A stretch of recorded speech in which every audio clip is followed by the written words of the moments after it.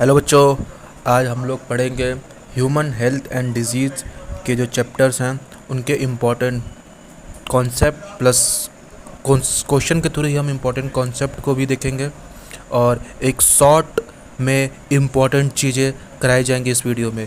तो आप सभी बच्चों का इस वीडियो में, इस लेक्चर में, इस कॉन्सेप्ट बेस्ड क्वेश्चन में स्वागत है। आप लोग आइए, आप लोग ज़रूर देखिए, इससे आपको 100% बेनिफिट मिलेगा। और आप लोग अगर चैनल पर नए आए हैं तो चैनल को सब्सक्राइब कीजिए, लाइक कीजिए, वीडियो को शेयर कीजिए ताकि यह वीडियो उन बच्चों तक भी पहुंच पाए जिन बच्चों को इसकी ज़रूरत है। Short notes, short revision, concept, everything इस वीडियो में आपको सब कुछ मिल रहा है। तो आइए स्टार्ट करते हैं हम अपने पहले कॉन्सेप्ट से। इसी तरीके से कॉन्सेप्ट बनाते हुए, कॉन्सेप्ट सीखते हुए इससे क्वेश्चन बनते हैं। तो ये सारे कॉन्सेप्चुअल क्वेश्चन जो है मैंने इस वीडियो में आप लोग के लिए लाया गया है। ठीक, अब देखिए, इसमें क्वेश्चन पूछा गया है कि निमोनिया में कौन कौन से सिम्टम्स इंक्लूड हैं। निमोनिया जो एक डिजीज़ होती है। अच्छा, ये बताइए कि आप लोग की जो निमोनिया होता है वो निमोनिया अफेक्ट कहाँ करता है, नेज़ल पैसेज को या आपके रेस्पिरेटरी पाथ को? मतलब ये कहाँ पे अफेक्ट करता है? कुछ आइडिया सोचिए। अच्छा, आपको चलिए हम 30 सेकंड देते हैं सोचने का। आप लोग 30 सेकंड सोचिए, फिर उसके बाद जवाब दीजिएगा, या फिर आप वीडियो को पॉज कर लीजिएगा, उसके बाद सोचिएगा, उसके बाद जवाब दीजिएगा। हाँ, तो देखिए, निमोनिया जैसे सिम्टम्स क्या इंक्लूड करते हैं। अब देखिए, आप लोग ने सोच लिया। देखिए, ये जो निमोनिया होता है ये आपके रेस्पिरेटरी पाथवे को जो होता है वो अफेक्ट करता है। कॉमन कोल्ड जो होता है वो आपके नेज़ल चैम्बर में जो होता है वहाँ वो अफेक्ट करता है। तो देखिए, इसमें क्या होता है कि निमोनिया में कौन से सिम्टम्स इंक्लूड होते हैं। देखिए, इसमें क्या होता है, डिफ़िकल्टी इन ब्रीदिंग। इसमें क्या होता है, आपको सांस लेने में जो होता है, सांस लेने में दिक्कत होता है, डिफ़िकल्टी इन ब्रीदिंग होता है। प्लस में फीवर्स आपको आते हैं, चिल मतलब कि एक तरीके से ठंड लगना होता है, कफ तो रहता ही है, प्लस में हेडेक भी होता है। ठीक, देखिए, निमोनिया जो डिजीज़ है उसमें जो होता है रेस्पिरेटरी प्रॉब्लम होता है, मतलब ये लंग से रिलेटेड है। नेज़ल चैम्बर्स अफेक्शन इसका जो होता है लंग्स में होता है। लंग्स में कफ तो रहता ही है ज़्यादा, ये मतलब ये अफेक्ट करता है आपके लंग्स को। ठीक, लंग्स रिलेटेड है। नेक्स्ट कॉन्सेप्ट क्वेश्चन की तरफ बढ़ते हुए हम लोग देखते हैं, cancer causing genes are called. मतलब जो कैंसर कॉज करने वाले जीन्स हैं उनको क्या बोलते हैं। मतलब देखिए, अच्छा पहले ये बताइए कि कैंसर में होता क्या है। अच्छा ये बताइए, आप ये बता सकते हैं कि कैंसर जो होते हैं वो कितने प्रकार के होते हैं। मतलब कि एक तरीके से आप कह सकते हैं कि ट्यूमर्स जो होते हैं, मतलब जो ट्यूमर्स ही आपके कैंसर का रूप लेते हैं। तो ये बताइए, आपके ट्यूमर्स जो होते हैं वो कितने प्रकार के होते हैं, ट्यूमर्स? सोचिए, क्वेश्चन सोचिए। जो ट्यूमर्स होते हैं वो 2 प्रकार के होते हैं। एक होता है बिलेंगनाइन, एक होता है मैलिजिनेट। देखिए, अगर आपको याद रखना है कौन से घातक होते हैं और कौन से उतने घातक नहीं होते हैं, तो देखिए, मैलिजिनेंट जो होता है, मैलिजिनेंट मतलब याद रखिए एम फॉर मरना। मतलब इतना खतरनाक होता है वो कि वो जो कैंसर होता है वो स्प्रेड करता है। मतलब एक बॉडी पार्ट से वहाँ से वो स्प्रेड करता रहेगा, तो वो सबसे घातक, सबसे खतरनाक होता है मैलिग्नेंट ट्यूमर। ठीक, और बिनाइन ट्यूमर जो होता है वो एक ही जगह ही रहता है, वो स्प्रेड नहीं करता है बॉडी के अंदर। तो ये डिफरेंस होते हैं ट्यूमर्स, बिलेंजिनाइन और मैलिग्नेंट। ठीक, अब यहाँ पे एक चीज़ लिखा है, कैंसर कॉजिंग जीन्स को क्या बोला जाता है। देखिए, जो कैंसर कॉजिंग जीन्स होते हैं उनको, कैंसर कॉजिंग जो जीन्स होते हैं उनको बोला जाता है ऑन्कोजीन्स। ठीक, उनको क्या बोला जाता है, ऑन्कोजीन्स बोले जाते हैं। अब देखिए, अच्छा मतलब एक बात बताइए, जैसे जो डॉक्टर्स होते हैं, ठीक, और डॉक्टर्स जो होते हैं उस कैंसर का ट्रीटमेंट करते हैं, ठीक, तो उनको हम लोग क्या बोलेंगे। जैसे मान लीजिए कि फॉर एग्जांपल एक स्टूडेंट है, उसका नाम है राम। ठीक, वो डॉक्टर है, डॉक्टर राम। ठीक, अब वो क्या कर रहा है कि कैंसर के जो भी पेशेंट आ रहे हैं वो स्पेशलिस्ट है, उसको ट्रीट कर रहा है कैंसर को। तो उसको हम किस नाम से और जानेंगे? उसको हम लोग बोलेंगे ऑन्कोलॉजिस्ट। ठीक, उसको क्या बोला जाएगा, ऑन्कोलॉजिस्ट।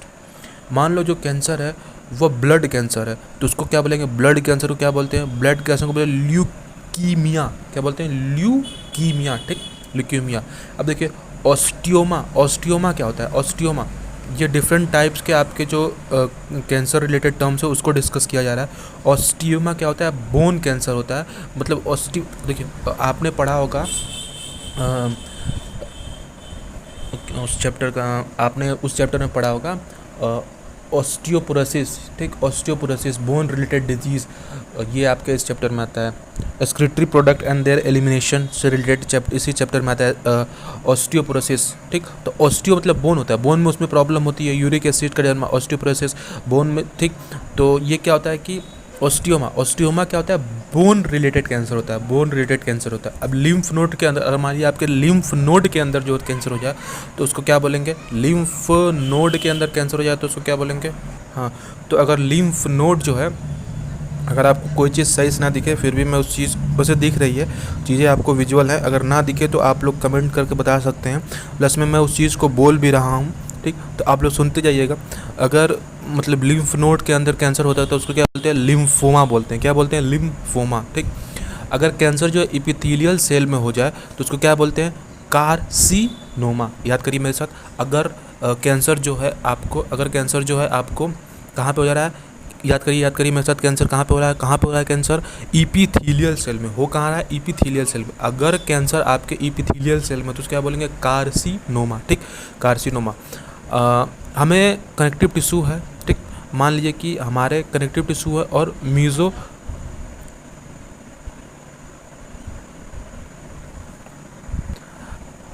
ये पॉइंट यहाँ था कि अगर जो कैंसर है हमारे कनेक्टिव टिश्यू और मेसेनकाइमल सेल्स जो होते हैं, आपके कनेक्टिव टिश्यू और मेसेनकाइमल सेल्स में अगर कैंसर हो जाता है तो उसको क्या बोलते हैं, उसको बोलते हैं सारकोमा। याद रखिए, इस चीज़ को याद रखिए कि अगर कनेक्टिव टिश्यू और मेसेनकाइमल सेल्स में आपके कैंसर हो जाता है तो उसको क्या बोलते हैं, सारकोमा बोलते हैं। क्या बोलते हैं, सारकोमा बोलते हैं, ठीक। अब नेक्स्ट इसी कर्व में कॉन्सेप्ट प्लस क्वेश्चन की तरफ आगे बढ़ते हुए हम डिस्कस करेंगे नेक्स्ट टॉपिक को, ठीक। इसमें देखिए क्या है, आइए देखते हैं, ठीक। मेलिग्नेंट ट्यूमर्स जो होते हैं इसमें क्या होता है, देखिए मेलिग्नेंट ट्यूमर, ठीक। अभी हमने जो डिस्कस किया था, मेलिग्नेंट ट्यूमर्स में क्या होता है, सेल्स जो होते हैं वो प्रोलिफरेट करते हैं, ग्रो करते हैं रैपिडली, बहुत तगड़े, बहुत भयानक स्पीड से ग्रो करते हैं, ठीक। और क्या करते हैं, move to other parts of the body from new tumours. मतलब जैसे एक ट्यूमर से एक जगह पे ग्रो हुआ है, अब उससे वो अदर पार्ट पे घूमेंगे। जैसे एक भ्रमण करता हुआ व्यक्ति होता है, एक जगह रहेगा, फिर दूसरी जगह गए, फिर दूसरे, फिर वहाँ, फिर वहाँ, फिर वहाँ। उसी तरीके से हमारे बॉडी में अगर मेलिग्नेंट ट्यूमर हो गया तो ये सेल वहाँ पे प्रोलिफरेट करेगा, ग्रो करेगा, रैपिडली ग्रो करेगा, और फिर क्या होगा बच्चों, वो मूव करेगा other parts of the body to form new tumour, sorry, नए ट्यूमर बनाने के लिए। दिस स्टेज ऑफ डिसऑर्डर, मतलब इसको क्या बोलते हैं, मेटास्टेटिस, ये याद रखिएगा, मेटास्टेटिस कहते हैं, मेटास्टेटिस, ठीक। नेक्स्ट मूव करते हैं, मेटाजेनेसिस। अच्छा, क्योंकि आप एक वर्ड आपने पढ़ा होगा, मेटाजेनेसिस क्या होता है, जो पॉलिप और मेडुसा नहीं होता है, पॉलिप जो है मेडुसा में चेंज होता है, मेडुसा जो है पॉलिप में चेंज होता है, ठीक। ये मतलब होता है, तो उसमें, और मेडुसा जो है पॉलिप में, इस तरीके से जो चेंज होता है, तो ये सिलेंट्रेटा वाले ऑर्गेनिज्म में पाया जाता है। ये चीज़ें सिलेंट्रेटा वाले ऑर्गेनिज्म में ये सारी चीज़ें पाई जाती हैं, ठीक। अब जैसे कि अगर जैसे हमने वहाँ तो बात कर ली थी ट्यूमर के दो प्रकार के, ठीक, तो उस पर वो बात करने की ज़रूरत नहीं। एक वर्ड, एक टर्म्स होते हैं, मेटामॉर्फोसिस, आपने पढ़ा होगा मेटामॉर्फोसिस, ठीक। तो मेटामॉर्फोसिस क्या होते हैं, आइए उसको भी देख लेते हैं कि मेटामॉर्फोसिस क्या होते हैं। देखिए, मेटामॉर्फोसिस क्या होता है, जब कोई लार्वर स्टेज होता है, ठीक, लार्वा जो होता है वो किस में बदलता है, एडल्ट में। लार्वा किस में बदल रहा है, मेटामॉर्फोसिस, फिर से मेटामॉर्फोसिस, लार्वा किस में बदल रहा है, एडल्ट में। लार्वा चेंज किस में हो रहा है, एडल्ट में चेंज हो रहा है, उसी को मेटामॉर्फोसिस कहते हैं, ठीक। लार्वा किस में बदल रहा है, एडल्ट में। ये चीज़ याद करिए, कई बार बोलिए, याद होगा क्यों नहीं, 100% होगा। तो मेटामॉर्फोसिस में क्या होता है कि जो लार्वा होता है वो किस में चेंज होता है, एडल्ट में चेंज होता है, उसी को हम लोग क्या बोलते हैं, मेटामॉर्फोसिस। क्या बोलते हैं, मेटामॉर्फोसिस, ठीक। अब देखिए, एक होता है कि नेक्स्ट जो टर्म्स रिलेटेड क्वेश्चन है वो होता है रूमेटॉइड अर्थराइटिस के बारे में हम जानेंगे। देखिए, रूमेटॉइड अर्थराइटिस है क्या, पहले यानी कि रूमेटॉइड अर्थराइटिस है क्या। पहले है, यह एक ऑटो इम्यून डिजीज़ है। अच्छा, ऑटो इम्यून डिजीज़ क्या मतलब, ये मतलब होता है कि जैसे कि इम्यूनिटी मतलब हमारे हमारे बॉडी में इम्यून सिस्टम है। इम्यून सिस्टम क्यों है? हमारे बॉडी में इम्यूनिटी हमारी इसलिए है क्योंकि अगर कोई भी फॉरेन सेल कोई भी आए तो उससे हमें बचा सके। हमारी इम्यूनिटी स्ट्रांग है। अगर किसी व्यक्ति की इम्यूनिटी स्ट्रांग है तो वो जल्दी बीमार नहीं पड़ता है। वहीं भी दूसरा व्यक्ति अगर उसकी इम्यूनिटी क्या है, वीक है, तो वो जल्दी बीमार पड़ जाता है। तो यहाँ पे एक वर्ड लिखा गया है कि ऑटो इम्यून डिसऑर्डर। इसमें क्या होता है कि जो अब हमारा इम्यून सिस्टम है वो अपने सेल को पहचान नहीं पाता और वो अपने सेल पे ही अटैक करने लगता है। इसको काम दिया गया था, इम्यून सिस्टम का काम था फॉरेन सेल पे अटैक करना, कि बाहरी कोई व्यक्ति है उसको मारना, उससे लड़ाई करना। ये अपने सेल को ही मारने लग रहा है, अपने सेल से ही लड़ाई करने लग रहा है। तो इसी को बोलते हैं ऑटो इम्यून डिसऑर्डर। मतलब जब ये खुद को सेल को ही मारने लगे। इसमें क्या होता है, देखिए यहाँ पे लिखा भी गया है, सेल्फ और नॉन सेल्फ को डिफ्रेंशिएट करने का पावर खत्म हो जाता है, लॉस हो जाता है। इस कौन सा अपना है, कौन सा दूसरे का है। तो सेल्फ और नॉन सेल्फ की जो को डिफ्रेंशिएट करने की जो पावर होती है वो खत्म हो जाती है। बॉडी सेल पे ही अटैक करती है, खुद के सेल पे ही अटैक करती है, जैसे कि मैंने बताया। ठीक उसी तरीके से एक होता है माइस्थीनिया ग्रेविस। यह भी एक प्रकार का ऑटो इम्यून डिसऑर्डर ही है। यह भी क्या है, एक प्रकार का ऑटो इम्यून डिसऑर्डर है। ठीक, अब नेक्स्ट हम लोग बढ़ते हैं।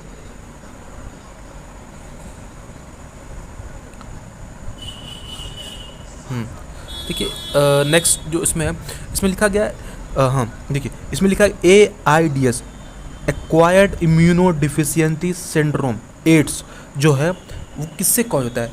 जो ये एड्स होता है वो कॉज होता है HIV से। किससे कॉज होता है? HIV से। मेरे साथ रिपीट करिए, एड्स जो है किससे कॉज होता है? HIV virus. ठीक, अब mode of transmission of HIV क्या हो सकता है, मतलब कि HIV जो है वो ट्रांसमिट कैसे हो सकता है?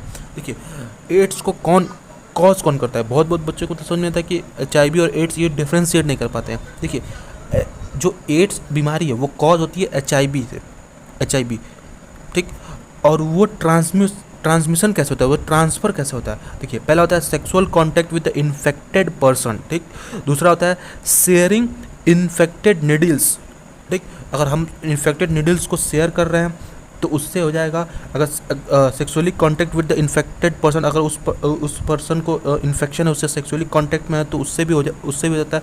तो ये ट्रांसमिशन होता है एड्स का, HIV का ट्रांसमिशन होता है, सॉरी, जिससे एड्स होता है।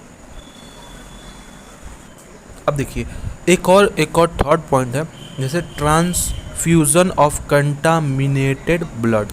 अगर जो ब्लड है वो कंटामिनेटेड है, इन्फेक्टेड पर्सन का है, अगर उसका ट्रांसफ्यूज़न किसी हेल्दी पर्सन में चढ़ा दिया गया। मान लीजिए क्या हुआ कि आप गए हॉस्पिटल गए, आपने मतलब आपकी ब्लड की कमी है, आपको मतलब ब्लड की ज़रूरत है।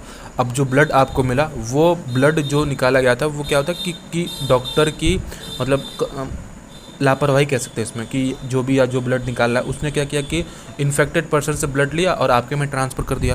तो इससे भी आपको क्या होता है कि वो फैल सकता है HIV, और इससे आपको एड्स हो सकता है। ठीक है, अब देखिए एक और चीज़ इसमें दिया गया है, smack is a drug obtained from.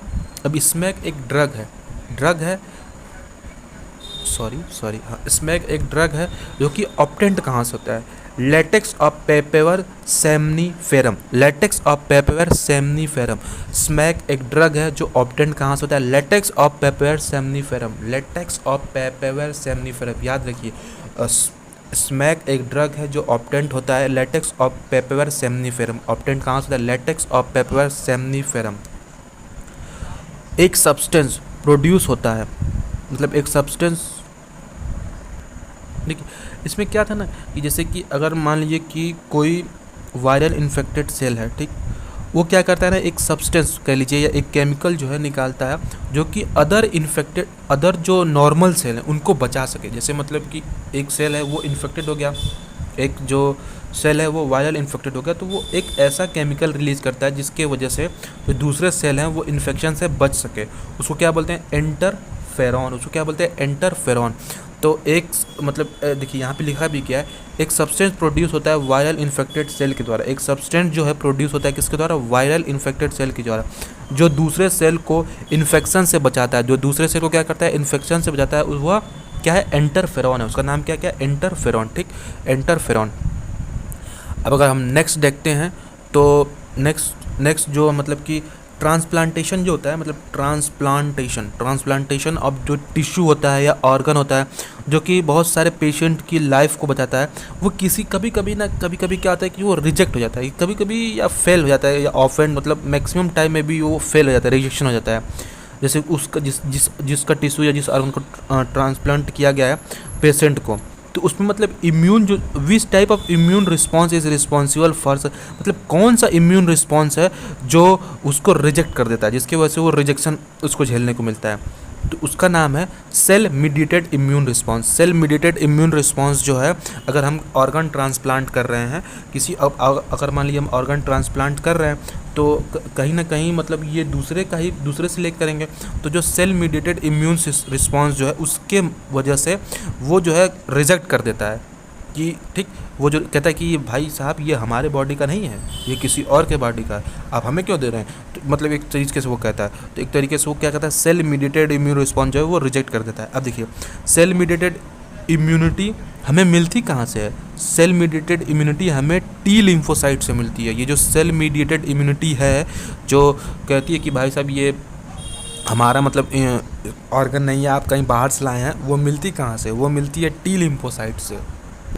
एक और टॉपिक है, उसमें एक चीज़ बताया गया है, कोलेस्ट्रम जो है वो कौन सी एंटीबॉडीज़ जो है पाया जाता है, मतलब कोलेस्ट्रम में जो है कौन सी एंटीबायोटिक्स जो है वो पाई जाती है, कोलेस्ट्रम में कौन सी एंटीबायोटिक्स पाई जाती है, इसके बारे में हम डिस्कस करेंगे। तो देखिए, जो कोलेस्ट्रम है ना भाई साहब, कोलेस्ट्रम में जो पाया जाता है IgA एंटीबायोटिक पाई जाती है। कोलेस्ट्रम में क्या पाया जाता है? IgA टाइप की एंटीबायोटिक पाई जाती है।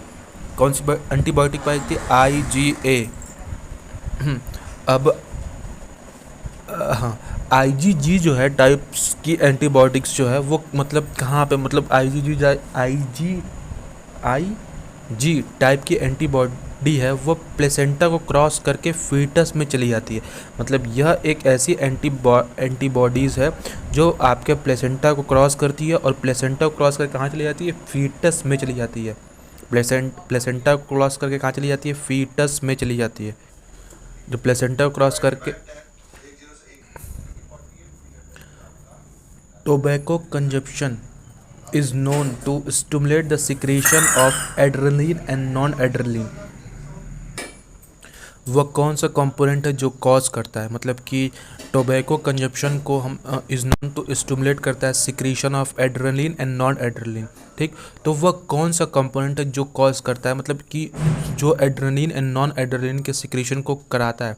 तो इसका जो एग्जांपल है, मतलब इसका जो आंसर जो हो सकता है वो था निकोटीन उसमें पाया जाता है। ठीक, अब जैसे निकोटीन, ये जो है निकोटीन पाया कहाँ पे जाता है? जो टोबैको होती है उसके लीफ में निकोटीन पाया जाता है। ठीक, याद रखिएगा कि निकोटीन पाया कहाँ जाता है? टोबैको के लीफ में। निकोटीन कहाँ पाया जाता है? टोबैको के लीफ में। निकोटीन एड्रेनलिन और नॉन एड्रेनलिन के सिक्रीशन को बढ़ा देता है। निकोटीन क्या करता है, काम क्या करता है? एड्रेनलिन जो होता है और नॉन एड्रेनलिन जो होता है उसके सिक्रीशन को क्या करता है? बढ़ा देता है। आइए नेक्स्ट कॉन्सेप्ट प्लस क्वेश्चन की तरफ बढ़ते हुए, नेक्स्ट क्रम में जो एंटी वेनम होता है अगेंस्ट स्नेक पॉइजन, मतलब अगर किसी व्यक्ति को स्नेक ने काटा तो उसके फिर हम लोग हॉस्पिटल जाते हैं दौड़ते दौड़ते, फिर उसके होता है एंटी वेनम लगता है, एंटी वेनम लगाया जाता है। तो वो क्या कंटेंट करता है उस स्नेक पॉइजन के खिलाफ, मतलब जो एंटी वेनम है वो क्या कंटेंट करता है स्नेक पॉइजन के खिलाफ। जो स्नेक ने काटा है, ठीक, तो उस जो स्नेक वेनम के खिलाफ एंटीबॉडी पाया जाता है। स्नेक वेनम के क्या पाया जाता है? एंटीबॉडीज पाया जाता है। देखिए, जो एंटी वेनम है वह क्या है? पॉजिटिव इम्यूनिटी देता है। अच्छा, मतलब क्यों ऐसा? क्योंकि पॉजिटिव, क्योंकि वो एंटीबॉडी ही मतलब हम इंजेक्ट कर रहे हैं। पॉजिटिव इम्यूनिटी क्या होती है कि अगर हम बना बनाया एंटीबॉडी जो है इंजेक्ट करते हैं ह्यूमन के अंदर, तो वो पैसिव इम्यूनिटी देता है। ठीक, सॉरी अगर मैंने पॉजिटिव इम्यूनिटी बोला तो पैसिव इम्यूनिटी देता है। अगर बना बनाया एंटीबॉडीज़ जो है मतलब इंजेक्ट किया जा रहा है तो वो पैसिव इम्यूनिटी देता है, क्योंकि वो बाहर से दिया जा रहा है ना। पैसिव, अब जैसे यहाँ पे लिखा भी गया है कि पैसिव इम्यूनिटी होता क्या है। ठीक, जैसे पैसिव इम्यूनिटी जो है हमारी बॉडी नहीं बनाती है, ठीक, उसको बाहर से लिया जाता है और हमारा बॉडी एंटीबॉडी नहीं बनाती। मतलब पैसिव इम्यूनिटी क्या होता है कि हमारी बॉडी उस टाइम पे हमारी बॉडी जो है बॉडी नहीं बना रही है उसको क्या किया बाहर से लिया जा रहा है। ठीक ठीक, ये चीज़ ध्यान रखिएगा। एक्टिव इम्यूनिटी क्या होता है? एक्टिव इम्यूनिटी वह जो एंटीबॉडी हमारी बॉडी बनाती है, जैसे कि वैक्सीन जब देंगे तो उसमें क्या होता है, वैक्सीन दिया जाता है, लेकिन जो एंटीबॉडी जो बनाती है वो हमारी बॉडी ही बनाती है, उसको बाहर से हम लोग एंटीबॉडी बनाया नहीं दे रहे हैं। तो उसमें क्या होता है कि एंटीबॉडी जो है वो हमारी बॉडी ही बनाती है एक्टिव इम्यूनिटी में। पैसिव इम्यूनिटी में क्या होता है, हम लोग बनाया एंटीबॉडी जो है वो इंजेक्ट करते हैं। ठीक, ये डिफरेंस था, मेजर डिफरेंस था एक एक्टिव इम्यूनिटी और पैसिव इम्यूनिटी में। बहुत से स्टूडेंट को इसमें प्रॉब्लम होगी, तो वो सारी चीज़ें आज क्लियर हो गई होंगी।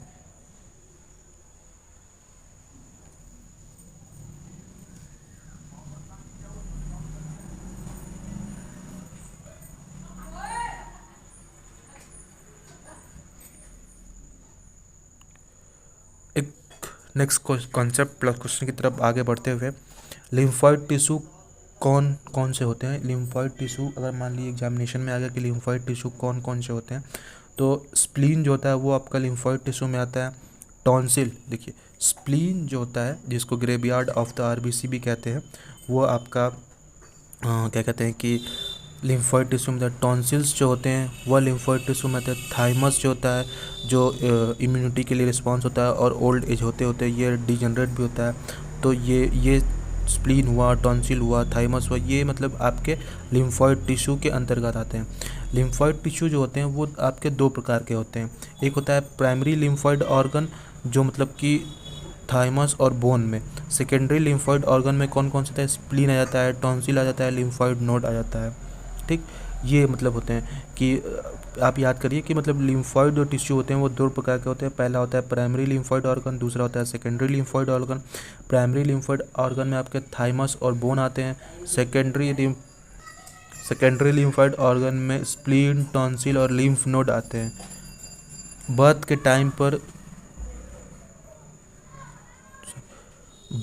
के टाइम जो ग्लैंड है वह लार्ज साइज़ की होती है, बट जैसे जैसे एज होता है वो क्या होता है, रिड्यूस हो जाती है।